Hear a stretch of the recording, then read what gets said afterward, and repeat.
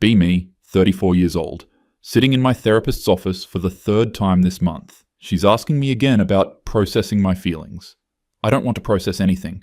I want to go back 11 years and shake myself until my teeth rattle. Let me explain how I got here. When I was 23, I had everything figured out. Worked at a non-profit focusing on women's workplace equality. Had a boyfriend, Andrew, who was honestly pretty decent. We'd been together 2 years. He was one of those guys who actually listened, you know? Cooked dinner, supported my career, didn't expect me to perform femininity. Then I got pregnant. Felt like the world stopped. Stared at that test in the bathroom of my shared apartment for like 20 minutes. My roommate Sarah knocked on the door asking if I was okay. I wasn't okay. I was furious.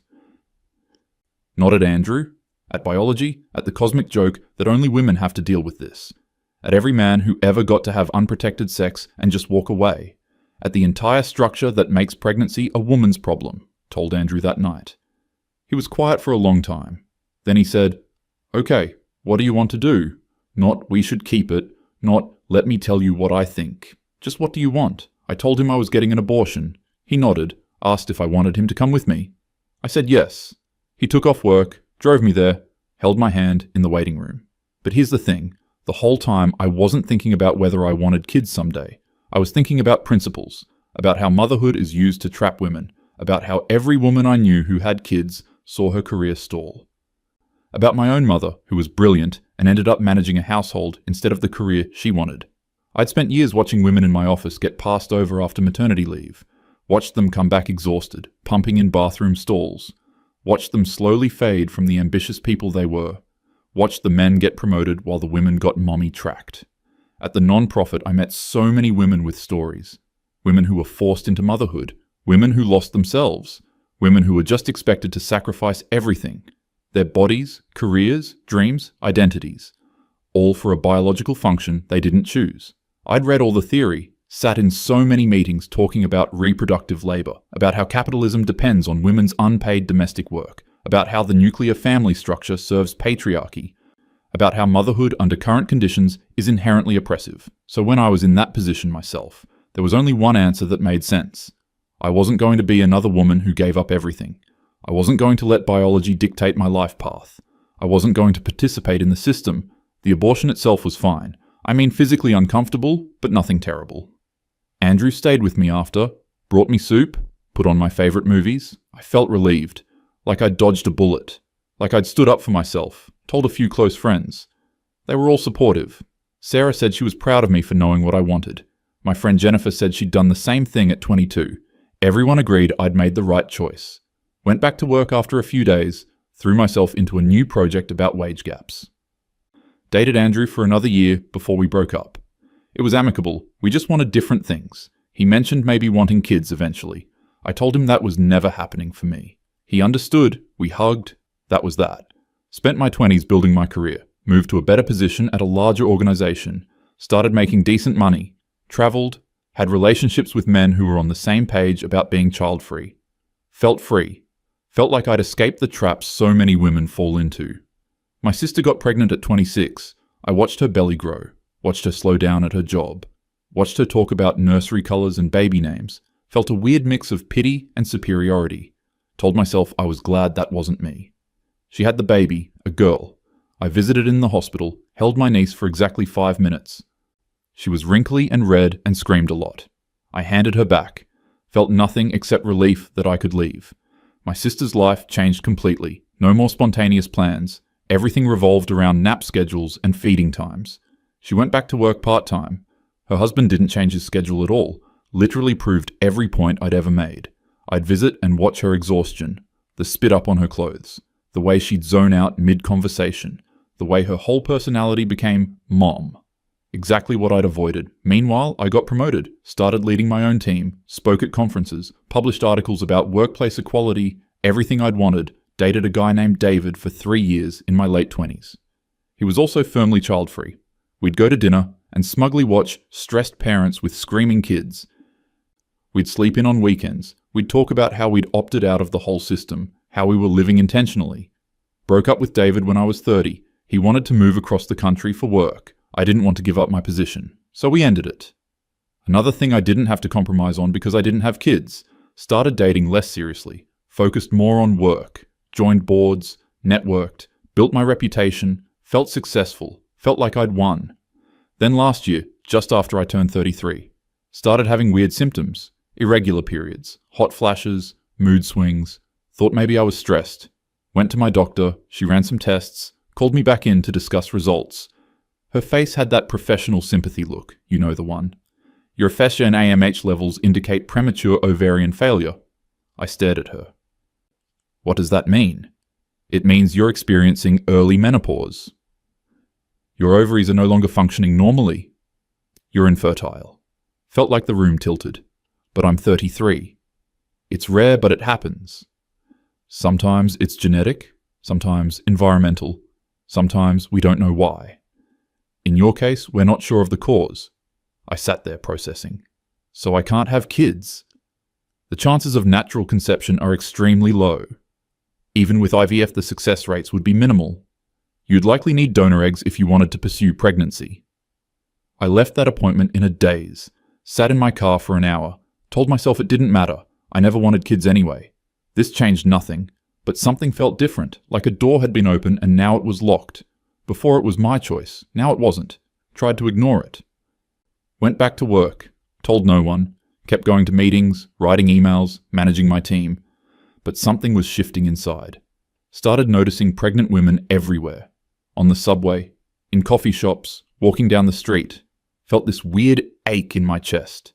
My sister had a second baby, another girl. I held this one longer, studied her tiny fingers, her perfect little ears, felt something crack inside me. My niece from before was now 6. She drew me a picture of us together. 2 stick figures holding hands. Wrote Auntie in wobbly letters. I cried in my car after that visit, started thinking about the abortion, something I hadn't really thought about in years. Did the math. That child would be 10 now, would be in elementary school, would be drawing me pictures, would be calling me mom. Told myself to stop. I'd made the right choice. I hadn't wanted to be a mother. I'd wanted my career. I had my career. So why did I feel like this? Therapy started around then. My therapist asks careful questions about what I'm feeling, about what I want, about grief. I don't want to call it grief. I made a choice. You can't grieve something you actively chose not to have. That doesn't make sense. But then why do I cry when I'm alone? Why do I scroll through photos of my nieces? Why did I start following all these mum accounts online? Why do I feel this emptiness? One day my sister asked if I wanted to babysit. I said yes immediately, spent the whole day with my nieces, read them books, played pretend, made them lunch. They fought over who got to sit in my lap. When my sister picked them up, the apartment felt so quiet, so empty. I sat on the couch and sobbed. Started thinking more about the math. If I'd kept that pregnancy, I'd have a 10-year-old. If I'd gotten pregnant at 25, I'd have an 8-year-old. At 27, a 6-year-old. At 29, a 4-year-old. I'd had so many years. At 30, when I broke up with David, I was still fertile. Could have found someone who wanted kids. Could have made that choice. Could have had years to figure it out. But I'd been so certain, so ideologically committed, so sure that motherhood was a trap.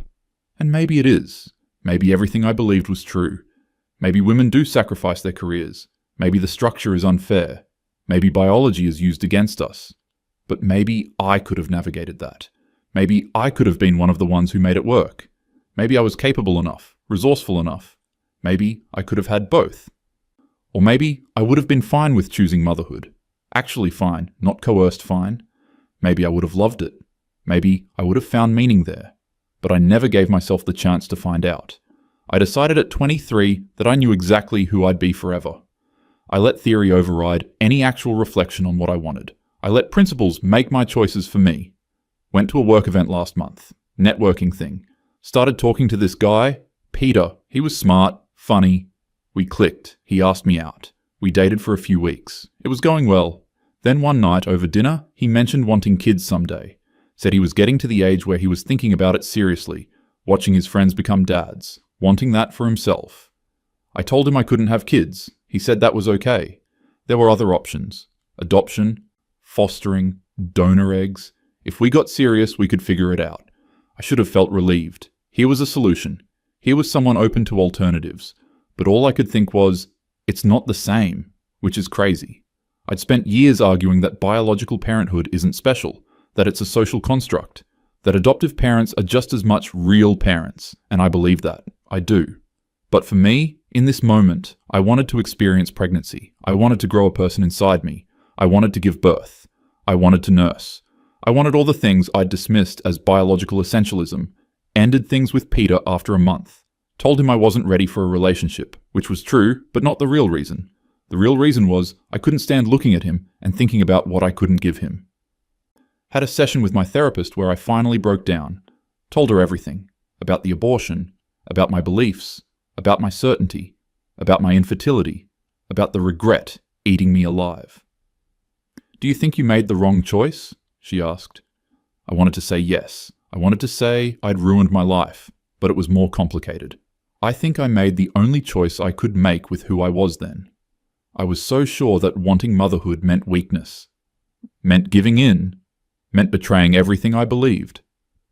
And now I think I was so busy fighting the system that I didn't think about what I actually wanted. I let ideology make my decisions. I was so afraid of being trapped that I trapped myself differently. She nodded. "What would you say to your 23-year-old self?" I thought about it. I'd tell her that fighting oppressive structures and wanting to be a mother aren't mutually exclusive. I'd tell her that she can acknowledge the problems with how motherhood functions under patriarchy and still choose it.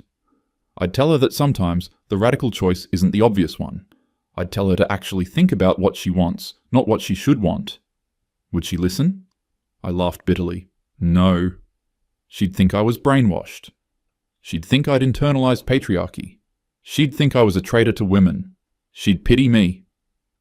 And that's the thing, the worst part.